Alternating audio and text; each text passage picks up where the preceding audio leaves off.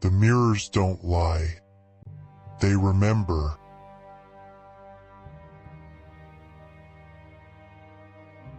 It wasn't buried to be forgotten. It was sealed to keep breathing. It started when I stopped recognizing my reflection.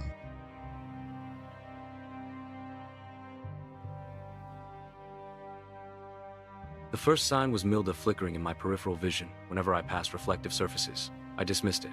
God, if I could go back to that blissful ignorance.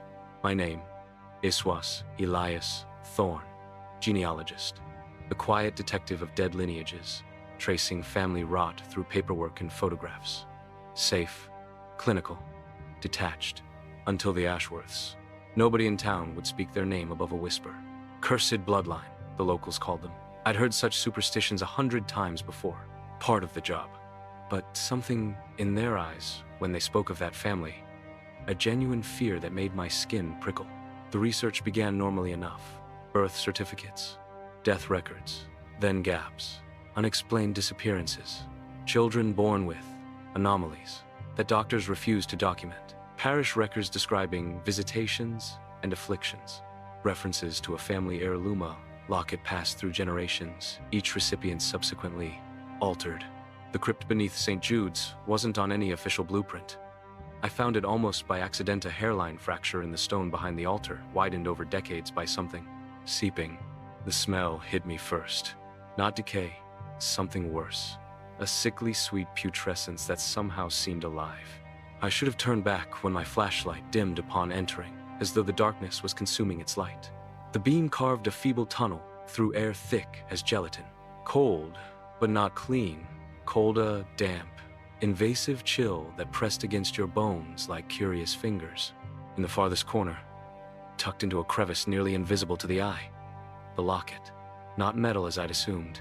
Something organic, warm beneath my fingertips. Ivory-like, but with subtle give, like cartilage. The surface was carved with what I first thought were flower intricate whorls spiraling outward from the center. Only when I traced them did I realize. Tiny, delicate finger bones, hundreds of them, arranged in blooming patterns. The locket didn't unlock so much as yield parting with a wet sound, like peeling fruit. Inside, just dust. Fine, silvery gray powder, with an odd, opalescent sheen. I leaned closer. One inhale. That's all it took. The dust tasted ancient, like pulverized chalk and something metallic old pennies left too long in the sun. A single mote would have been enough, I know now. I breathed in a cloud. That night, I woke to grinding, my jaw working autonomously, teeth scraping against teeth with such force I felt enamel crack. My tongue probed the inside of my mouth and found something wasn't right. The roof of my mouth had ridges, not painful, but wrong. Architecturally impossible. 3 days later, I noticed the first real change. A patch of skin on my forearm, pulled taut over what appeared to be new bone formations. Delicate structures pushing outward, recreating those same spiraling patterns from the locket. My flesh, becoming architecture for something else.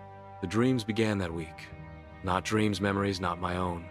The Ashworths, generation after generation, transforming. Their bodies becoming vessels, crystallizes for something waiting to emerge. I see them in mirrors now, standing behind me. Family portraits with two wide smiles, eyes sunken deep like thumbprints in soft clay, cheekbones impossibly angular. My own reflection has begun to match theirs. Last night, I felt something shift behind my left eye, a sound like wet porcelain cracking. The pressure built until I felt the orbital bone give way, reshaping itself with a slick, grinding motion. My vision briefly doubled, then sharpened to painful clarity.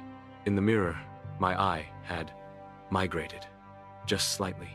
The iris now opalescent gray, like the dust. I'm writing this because I can still hold a pen, though my fingers have begun to elongate, joints multiplying, new bones forming beneath the skin like delicate coral. The tendons stretch and snap to accommodate them. The sound is audible now, tiny pops and creaks, as my skeleton rearranges itself according to a blueprint far older than my own DNA.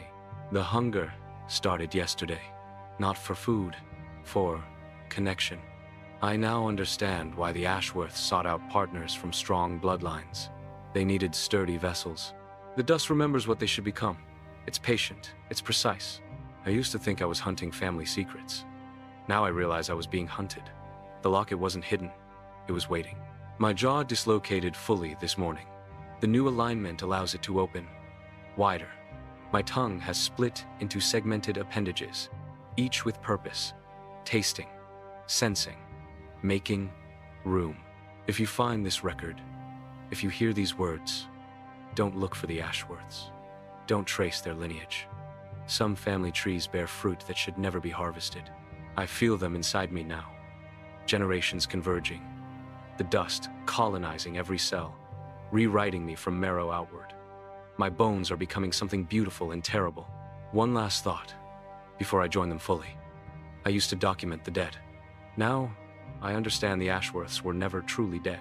Just in-between forms, waiting for the next vessel. And I can feel myself blossoming. Like, subscribe and comment.